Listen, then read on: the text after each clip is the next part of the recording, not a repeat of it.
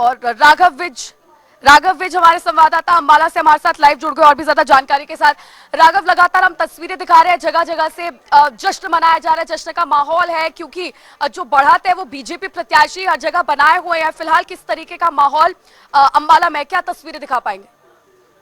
देखिए, अंबाला की अगर बात करूं तो अंबाला से शहर में मेयर का उपचुनाव था जो कि भाजपा की झोली में आया है और यहां से शैलजा सचदेवा जो है 20,400 कुछ वोटों से जो है जीत चुकी हैं। आपको बता दें कि जीत का मार्जिन इतना है कि जो कैंडिडेट इनके सामने कांग्रेस से थे अमीषा चावला, उनको इससे भी कम वोट पड़ी। तो वहीं भाजपा कार्यालय में काफी जश्न का माहौल है। इस समय हम जो है भाजपा कार्यालय से दूर एक यहाँ पर काउंटिंग सेंटर है जहां पर अभी कुछ ही देर में प्रत्याशी पहुंचेंगे, वहां खड़े हैं। और आपको बता दें कि जीत जो है निश्चित हुई है 30,400 कुछ वोटों से। और अगर हम अंबाला छावनी की करें तो अंबाला छावनी के लगभग 25 वार्ड हैं, 32 में से 25 वार्डों का जो है रिजल्ट आ चुका है, जिसमें से भाजपा की लगभग सीटों पे जीत हुई है। और 5 से 6 आजाद जो कि चित्रा समर्थित उम्मीदवार चित्रा सरवारा जो कि कांग्रेस से बागी हो गई थी, जिन्होंने विधानसभा में चुनाव भी लड़ा था, 50,000 के नजदीक वोट पड़ी थी, उनके द्वारा समर्थित उम्मीदवार जो है उनकी भी संख्या, उनका खाता खुलता हुआ नजर आया है। तो वहीं चेयरमैन की अगर बात करें नगर परिषद की अंबाला छावनी की, तो 16,000 से बढ़त जो है अभी बीजेपी की कैंडिडेट स्वर्ण कौर ने है जो अभी बना रखी है। और अभी कुछ ही देर में 6-7 वार्डों का रिजल्ट आना है, जिसके बाद पूरी तरह से अंबाला छावनी के नगर परिषद चुनाव की स्थिति जो है वो क्लियर हो जाएगी। लेकिन अगर हम बात अंबाला शहर विधानसभा की करें तो यहाँ पर मेयर का उपचुनाव था। शक्ति रानी शर्मा इससे पहले मेयर थी जो कि कालका से विधायक बन गई, जिसके करके ये सीट खाली हो गई थी। अभी 9 महीने ही शेष बचे हैं इस निगम को, तो इस करके यहाँ पर उपचुनाव हुआ था जिसमें कांग्रेस की अमीषा चावला को टिकट मिली थी और भाजपा से शैलजा सचदेवा को। और शैलजा सचदेवा जो है एक अच्छे मार्जिन से उन्होंने जीत दर्ज की है, 20,400 कुछ वोटों से जो है उन्होंने जीत दर्ज की है। जी बिल्कुल साथी, लेकिन यानी कि कुल मिलाकर ये कहा जा सकता है कि अंबाला में भी जो स्थिति है वो भारतीय जनता पार्टी की तरफ ही ज्यादा दिखाई दे रही है।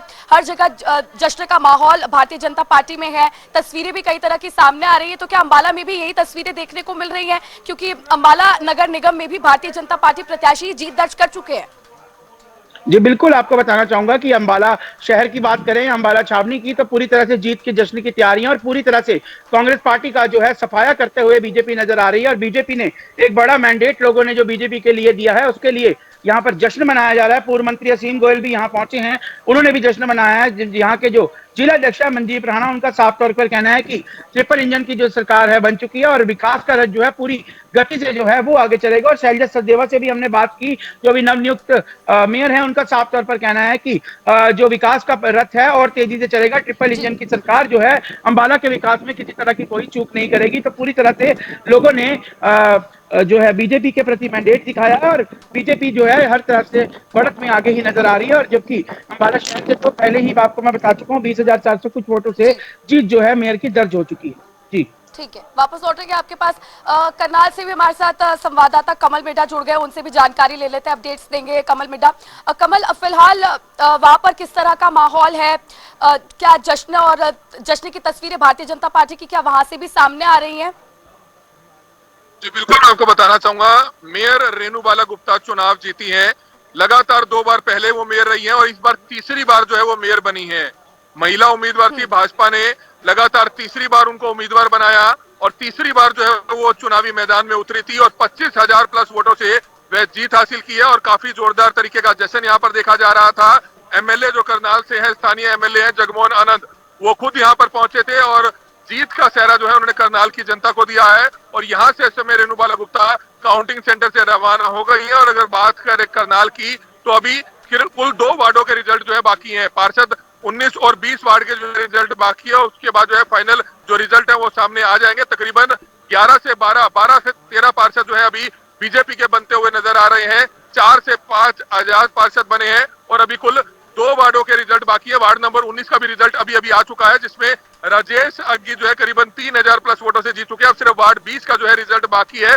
मेयर करनाल की रेणु बाला गुप्ता, जो पहले 2 बार लगातार मेयर रह चुकी है, तीसरी बार लगातार वो मेयर बनी है, 25,000 प्लस वोटों से वह जीती है। जी यानी कि कुल मिलाकर ये कहा जा सकता है कमल बेटा कि करनाल में जो स्थिति है वो ओवरऑल भारतीय जनता पार्टी के पक्ष में ही नजर आ रही है। हालांकि अभी कुछ जगहों पर रिजल्ट क्लियर होना बाकी है, कुछ जगह बाकी है, लेकिन अब नगर निगम की बात करें यहाँ पर तो हम अपने टीवी स्क्रीन पर ऊपर दिखा रहे हैं कि करनाल में भी, करनाल नगर निगम में भारतीय जनता पार्टी जीत दर्ज कर चुकी है। यानी कि कुल मिलाकर स्थिति बीजेपी के लिए काफी अच्छी है यहाँ पर। जी बिल्कुल, बीजेपी जो है करनाल में जीत दर्ज कर चुकी है। अगर बात करें पहले के विधानसभा चुनाव में तो पांचों की पांचों सीटें करनाल में बीजेपी ने जीती थी। और अगर बात करें लोकसभा चुनाव की तो पूर्व सीएम मनोहर लाल खट्टर करनाल से सांसद के लिए खड़े हुए थे और करनाल लोकसभा में पानीपत और करनाल जिला मिलाए तो कुल 9 विधानसभा आती है। 9 की 9 विधानसभा में बीजेपी ने जीत दर्ज की थी। तो कहीं ना कहीं लगातार 3 चुनावों से बीजेपी जो है काफी बड़ी जीत जो है करनाल में दर्ज करती आ रही है। लोकसभा में 9 की 9 सीटें जीती, 5 विधानसभा में जीती और अब लगातार तीसरी बार भी जो मेयर है रेणु बाला गुप्ता वो चुनावी मैदान में खड़ी हुई थी और तीसरी बार वो 25,000 प्लस वोटों से जीत हासिल कर चुकी है। जी ठीक है, ठीक है।